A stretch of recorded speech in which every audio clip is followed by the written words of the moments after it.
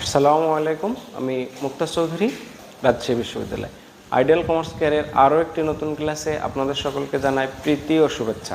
আমরা ব্যষ্টিক অর্থনীতি পড়ছিলাম, আজ এ পর্যায়ে দেখব ডুওপলি বাজার কি। আমরা মনোপলি বাজার কি দেখেছি, পারফেক্ট কম্পিটিশন বাজার কি দেখেছি, বা পূর্ণ প্রতিযোগিতার বাজার কি দেখেছি, অলিগোপলি বাজার দেখলাম। ডুওপলি বাজারের বৈশিষ্ট্য বা ডুওপলি বাজারটা কি। আমাদের ডুও কথাটার মানে হচ্ছে দুই, বা ডুওপলি, আর পলি শব্দের অর্থ বিক্রেতা। তাহলে ডুওপলি বাজারের মানে কি, দুইজন মাত্র বিক্রেতা থাকবে। মনোপলিতে থাকে একজন, ডুওপলিতে থাকে দুইজন মাত্র বিক্রেতা কোনো একটা দ্রব্যের চাহিদা, যোগান, সাপ্লাই সব কিছু তাদের উপর নির্ভর করবে। তারা একজন দাম বাড়ালে অপরজনও দাম বাড়াবে, একজন কমালে অপরজনও কমাবে। তাহলে এই বাজারে যে সংজ্ঞাটা আমরা দেখলাম বা জানলাম, সেখান থেকে কি বলতে পারি বৈশিষ্ট্য? প্রথম বৈশিষ্ট্য হচ্ছে দুইজন মাত্র বিক্রেতা।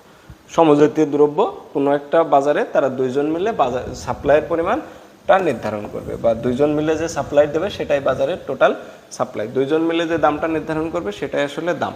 বাট তার সমজাতীয় দ্রব্য, এই বাজারে যে দুইজন বিক্রেতা থাকবে তাদের দুইজনের যে প্রোডাক্ট, এই প্রোডাক্টের কোয়ালিটি হবে সেম। এই দ্রব্যগুলো সমজাতীয়, তারা যে উপযোগ নিবারণ করবে সেই উপযোগটাও এক।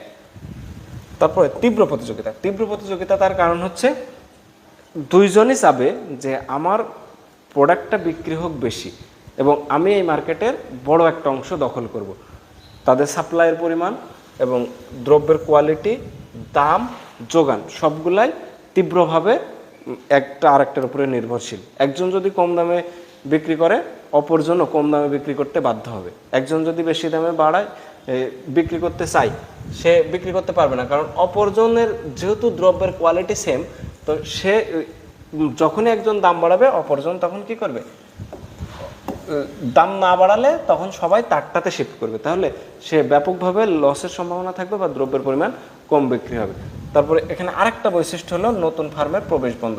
ডুওপলিতে যদি আপনার অবাধ প্রবেশ থাকে, তো সেই বাজার তো ডুওপলি থাকবে না, অলিগোপলি অথবা পারফেক্ট পূর্ণ প্রতিযোগিতার বাজারে চলে আসবে।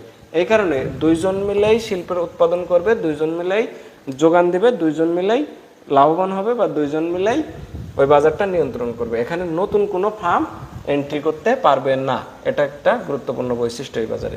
প্রভাব বিস্তার, এই যে বললাম যে যেহেতু দুইজন মিলে একটা দ্রব্যের যোগান, দাম, চাহিদা এগুলা নির্ণয় করে বা ডিটারমাইন করে, সেহেতু একজন আরেকজনের উপরে প্রভাব বিস্তার করতে চায়।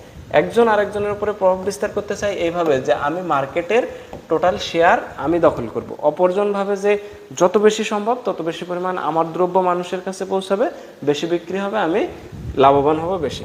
চাহিদা রেখার আকৃতি, এই বাজারে চাহিদা